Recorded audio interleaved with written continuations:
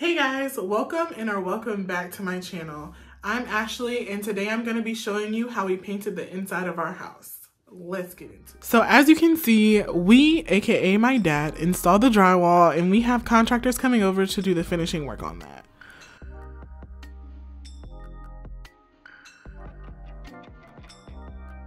On this side of the house, all of the ceilings are painted and the walls and trim are primed and ready for paint.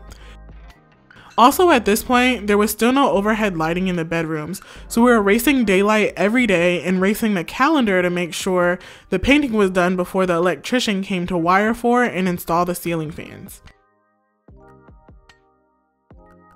Let's talk about the paint sprayer.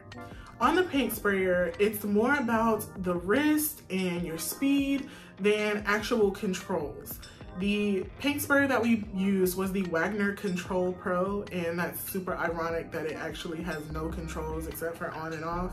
I used the paint sprayer to paint the ceilings and the trim, and then I painted the walls by hand and with rollers.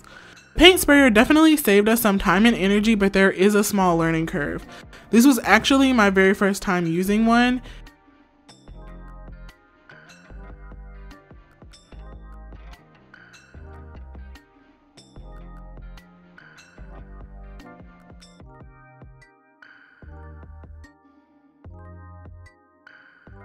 It was hard for me to actually record any footage of me using the sprayer because there was so much overspray. I don't know if I wasn't close enough or I was too close, but there was just paint splatter on everything that was in the vicinity of me painting.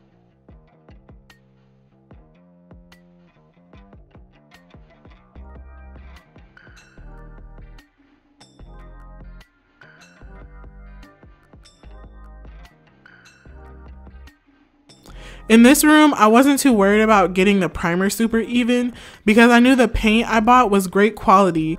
I used the primer because these walls used to be a really dark blue color and I wanted to brighten them just enough to not have to do too many layers of the more expensive paint.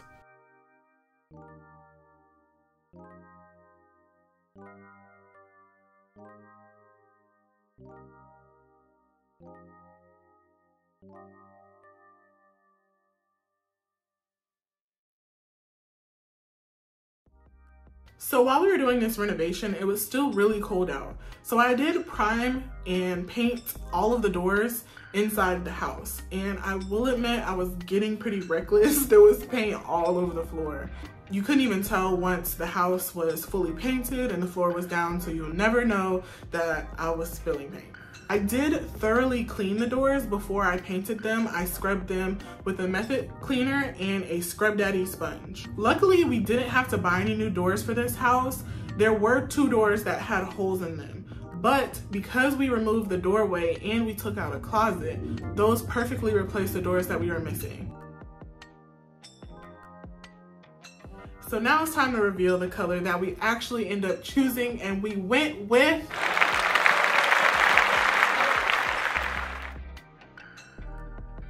we had our heart set on light French gray. We really did. My brother used it in his house before he sold it and I fell in love with that color. I thought that it might maybe need to be lightened up a little bit. When we saw light French gray on the walls though, I looked at it for a few weeks and I realized over time that it was just way too purple. Basically ended up agreeing that agreeable gray was a little bit too beige for what our tastes are. Most of our things are gray. I'm really a gray girl. And so when we looked at the 3 swatches on the wall, we had light French gray, repost gray in the middle, and agreeable gray. And that's pretty much how they run the spectrum of like super gray, super more beige, and then the perfect middle ground of repost gray. In the house, we used the Sherwin-Williams Duration Level paint in a satin finish for every place except for the bathrooms and the kitchen. And in those rooms, I used the semi-gloss finish so that they would be able to withstand the moisture in those spaces and that they would be a little bit more durable.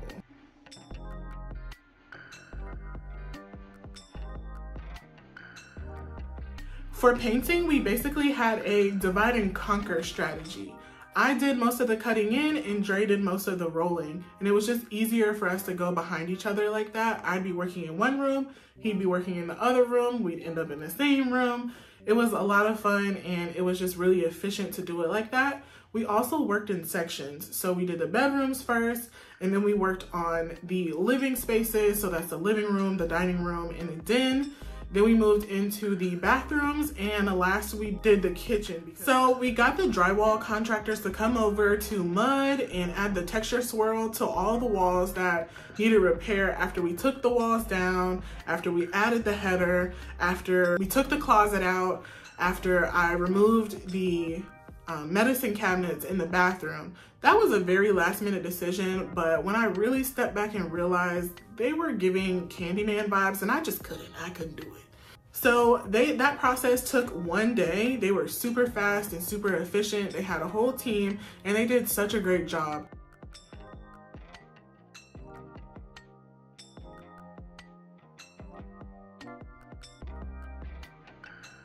Look at this den, y'all. Can you believe that this used to be 2 rooms?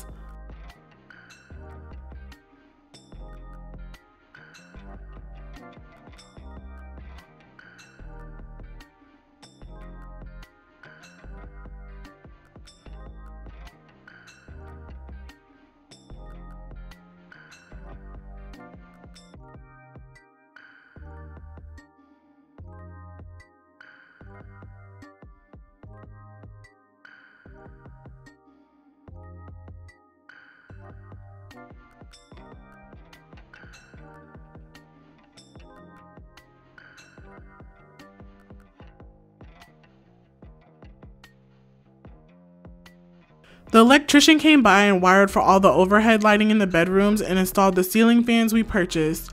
He also installed a few of the other light fixtures. Those ended up being the chandelier in the dining room and the hallway light fixtures. I bought the fans from Lowe's and the hallway lights and chandelier from Wayfair. We ended up buying 6 ceiling fans. I ended up hating the hallway lights because they weren't the right color temperature and the LED was not programmable. And I don't know why I didn't look at that, but that was my mistake. But we didn't know that they weren't the right temperature until they were already installed, so we just left them. I did buy 4 of those lights, 2 for the hallways, 1 for the kitchen, and 1 for the entryway. So back to the drawing board for the entryway and kitchen lights. And now I have 2 extra lights that I could not return.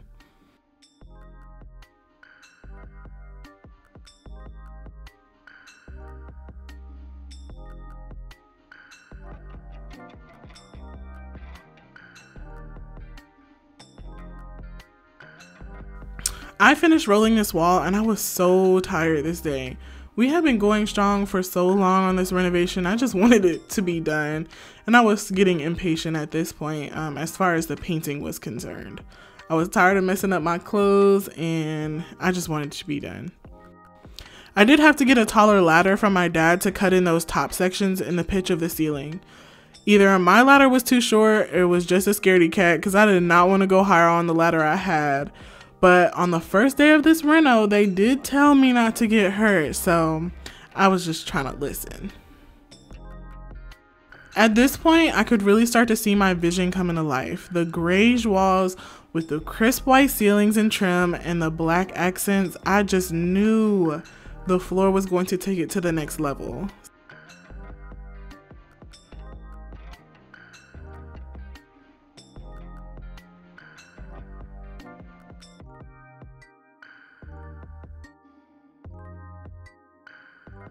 If you like this video and want to see more of the renovation, please give me a like, subscribe to my channel, and also hit the notification bell so you don't miss the next upload. So in this video, I really didn't want to just leave you guys with this is what we did, go forth and prosper. I really wanted to add some value to this video, so I figured I would talk about some things that went well and things that we would do differently so that you can have something to take away from this video that you might actually be able to use. Lessons learned with painting, one of the biggest things is that we saved ourselves so much of our budget by doing the painting ourselves. If there's ever an area where you have to cut costs, painting is really one of the easiest things you can do to your house. One thing that I would do differently as far as painting next time, I would go ahead and use the heavier duty primer from the beginning instead of trying to cut costs and using a lighter primer on the wood trim, because there was so much bleed through that I had to go back and prime multiple times. And if I would have just used the heavy duty restoration primer to block all the wood tannins from bleeding through, I would have saved myself a lot of time. I would have just had to prime it one time, be done with it, and then put the top coat of paint on top. Things that we did well. One of the biggest things that I'm excited that we did was that we painted the entire house before any of the flooring went in. I did not do much of any painting, just little touch-up paint, but we didn't do a whole lot of painting after the floors were in. Also, we finished painting the ceilings and the trim and anything that was going to be sprayed and most of the walls before the electrician came to hang up the ceiling fans. I would hate to spend all this money on these beautiful light fixtures and then just to get paint on them from the ceiling. The chandelier in the dining room, you know, that is a matte black chandelier, and it would have looked crazy if it had paint splatter all over it. So we really want to protect our investments that we spend our good money on and make sure we get all the paint that could cause overspray done before we put in light fixtures. All right, so let's talk about the actual paint buying process. So tip number one, buy your paint on sale. All of the paint stores always have a sale, are about to have a sale, just had a sale that they can still give you the discount for. Buy your paint on sale. Do not pay full price for your paint. So plan accordingly. If you go into the store and you are picking out your paint colors, ask them about their sales for the month. They know what sales they're about to have. If they say next week we're gonna have a sale, but you're not starting your project for 2 weeks, go ahead and buy that paint. While we're talking about being in the actual store, I went to the actual Sherwin-Williams store to purchase the paint for this project. If you start buying your paint at one store, make sure that throughout the process, if you have to buy more paint, go back to that same store that you originally went to. The actual machines that tint the paint, they are all calibrated separately. So if you go to one store, that machine was calibrated differently, the same, but differently than the machine at another store. So if you go to 2 different stores, you could get that paint home, roll it on your wall, take all the time, tape out your walls, and then you can step back and look at the wall and realize that there's a line of demarcation where that paint is not as consistent.